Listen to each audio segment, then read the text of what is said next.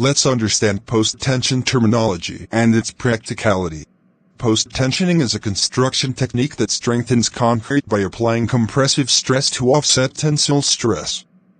It involves installing and tensioning high-strength steel tendons in concrete after the concrete has been cast. Post-tension concrete is a mainstay technique of modern engineering and building projects. These post-tensioning methods are popular because they offer exponential improvements to the strength of concrete structures. Post-tension structures, while improving strength, can also reduce concrete and steel material costs. By placing concrete under compression, post-tension structures are less likely to crack. Thinner, concrete post-tensioned slabs allow builders to accommodate more floors in high-rise construction, maximizing return on investment. By profiling the strands, designers can control how the load is distributed throughout the structure. Stronger post-tensioned concrete structures typically require fewer supports, ideal for projects that require longer spans, including bridges. When building with post-tensioned concrete, projects consume fewer resources without compromising strength or quality. By using fewer materials, project costs fall, profit margins strengthen, and the carbon footprint of the project shrinks, all important goals of any construction program.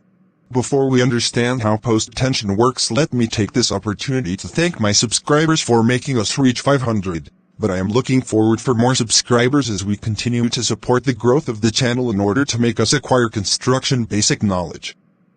We also do value your comments as they help us improve on our channel. Thank you. How does post-tension concrete work? A brief overview. Post-tension concrete combines the relative merits of concrete and steel to deliver a final product that is much stronger than either used alone. Concrete offers superb strength when under compression.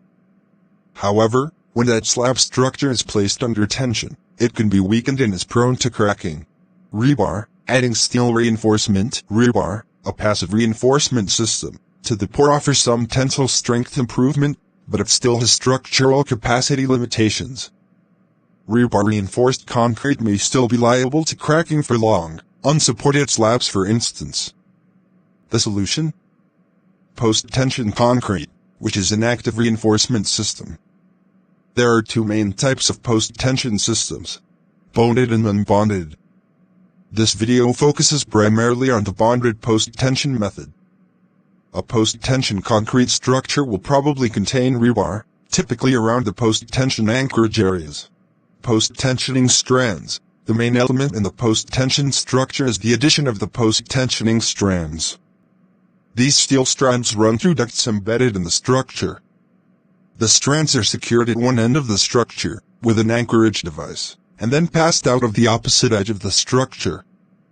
The installation process is generally relatively straightforward. Pouring the concrete or pouring then continues as normal, with special care taken not to allow concrete to leak inside the tending duct. Doing so risks creating rust and other long-term structural problems.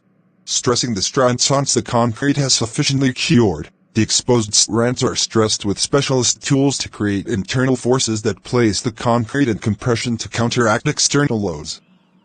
The exposed end of the strand, typically referred to as the live end, is secured using an anchorage device embedded in the structure to maintain the desired tension for the lifespan of the structure. In many cases, after final tensioning, the duct may be filled with a cementitious filler to further protect the strands from corrosion and to bond the tendons to the ducting. Adding post-tensioning in this way allows for the creation of a far stronger concrete structure with superior wind and seismic resistance qualities. Where is post-tension concrete used? Stronger, longer, thinner and more crack-resistant than traditional structures. There are many places where post-tension concrete is used, including bridges. Long, load-bearing bridge spans are perfect for crossing gaps at height.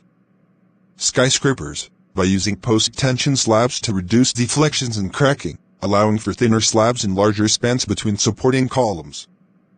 Parking structures. Again, large spans between columns are essential for maximizing available space for car parking. Industrial floors. Fewer floor joints and less cracking make post-tension concrete an extremely durable surface for factories and other industrial structures. Sports stadiums. heavy load-bearing capabilities, and cantilevered architecture require high-tensile concrete solutions. Indeed, any application where there must be long, unsupported stretches of load-bearing concrete is a candidate for post-tension slabs. What equipment do you need for post-tensioning concrete? The steel strands running through post-tension concrete are typically placed under 33,000 pounds force (lpf) tension. To support this high level of tension, tendons are made from very strong, 7-wire, spiral wound steel. Delivering a precise level of tension requires specialist tools, specifically stressing jacks and tensioning pumps. Hopefully my viewers, you have understood the term post-tension and its practicality.